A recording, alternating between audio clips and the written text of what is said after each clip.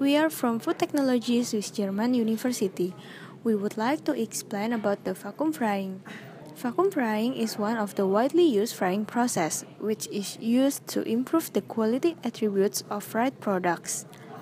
In general, vacuum frying works by using lower pressure than the atmospheric pressure. The application is widely used for fruit chips products. In this experiment, we try to apply it for bark or salad.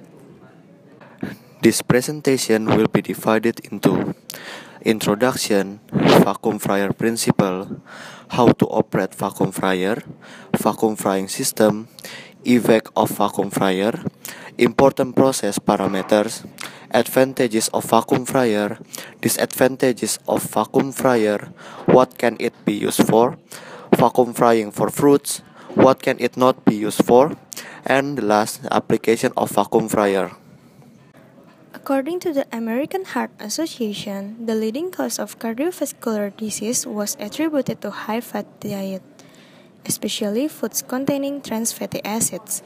Because of this, the vacuum fryer was developed and used by the snack food industries to lower the fat contents in their snack foods and help reduce the risk of heart disease.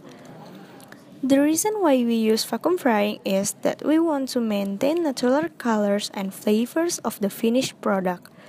Due to the lower temperatures applied, approximately 130 degrees Celsius, the formation of suspected carcinogen acrylamide is significantly lower than in standard atmospheric fryers, where the frying temperature is approximately 170 degrees Celsius. The fat absorption of the product is also reported to be lower than in atmospheric fryers. Vacuum fryer has principle of lowering the boiling point of oil by reducing the pressure or under vacuum condition. So as we can see the graph, the lower the pressure, the oil is able to boil in lower temperature. Therefore, the water content of the product will be reduced by evaporation in shorter time. So, how to operate the vacuum fryer? First, the foodstuff is enclosed into a specialized pressure vessel containing a deep fryer. The peeled bark are put inside the vacuum fryer chamber to undergo the frying process, and then the vessel is connected to a vacuum pump. Next, the vessel depressurized. Then we will achieve the vacuum condition required for the vacuum frying process. And then the foodstuff is immersed into frying oil within the vessel. The water evaporation occurs as the oil boils. Next, fry it for the required times and then lift up from the oil. After the required time, the frying process is done. Then the bark chips are lifted off from the oil by lift rod. And then the vessel is repressurized again, and it should be done quickly. Then the vacuum frying chamber will go back into the normal atmospheric condition for centrifugation. The next step is a centrifugation step can also be inserted for removal of excess frying oil after the frying step before the pressurization. An addition of centrifugation process has functioned to reduce the excess frying oil within the bark chips. Therefore, the fat content is reduced. And the last, the product is ready to serve. The bark chips now has better quality attribute compared to frying process under normal atmospheric condition. This picture shows the major component required for vacuum frying, which consists of vacuum frying chamber. The vacuum frying chamber is an airtight vessel provided with an oil heater and a frying basket. The frying basket is raised and lowered into the heated oil by a lift rod. The lift rod is usually connected to a spinner motor that is used to centrifuging the product after frying to get rid of surface oil. The second, chiller of refrigerated condenser. It has function for the conversion of steam and non-condensable gas to undergo condensation process. Then the liquid condensate within the chiller, while the non-condensable gas goes to the vacuum pump. And the third part is the vacuum pump.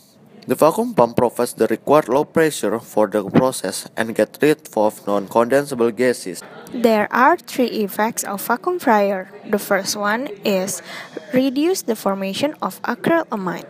The formation of acrylamide is suspected to occur at temperature of 150 degrees Celsius and above.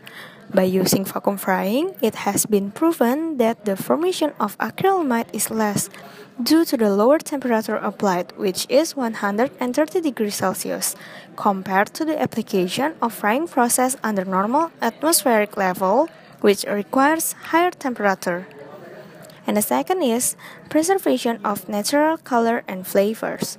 The natural color and flavor of the fruit is able to be maintained due to the application of lower temperature for the frying process. The color will not turn into brown while the flavor remains the same as the unprocessed fruit. And the third one is longer time is required. Even though the frying process by using vacuum fryer itself took shorter time than the normal atmospheric frying process, the additional time is still required due to the pressuring and depressurizing stages. Therefore, the overall vacuum frying process requires a longer time. Here are some important process parameters from vacuum frying. There are time, temperature, pressure, type of frying, time of breakage of vacuum, the oiling before pressurization. Oil absorption rate is related to the moisture loss rate during the vacuum frying process. The oil absorption rate can be increased by higher oil temperatures and lower vacuum pressure. Here are some advantages of vacuum fryer. Vacuum fired products has low moisture content, which is lower than 6%. It also has low water activity, which is lower than 0.3, so it has longer shelf life. Under vacuum condition, frying temperature is constant and not higher than 100 degrees Celsius, and frying time is not longer than 2 hours. Obviously, vacuum frying is energy efficient process. The products are crispy and retain original color, taste, and odor as of the natural foods. Likewise, vacuum frying is beneficial to some fruits or vegetables with intense odor such as durian. Vacuum fried durian is less objectionable and more convenient to carry when compared with fresh durian. Vacuum frying can be used to fry high sugar fruits and fresh vegetables in order to produce various kinds of snacks. Sugar is burned before water is removed from the fruits. The products still have high moisture content. Vegetables have high moisture content around 85%. During water removal, the cell structure is collapsed with the loss of integrity so that the products are not crispy. If frying until crispness is obtained, the products are burned. Coating fruits and vegetables with flour paste before frying provides crispy products, but the products have short shelf life and are not suitable for commercial production as it requires certain time to sieve before consumption. In vacuum frying, vegetable oil is used as heat transfer medium. Oil is possibly absorbed by food, therefore there will be oil remaining in fried products, making them undesirable and may raise health concerns among consumers.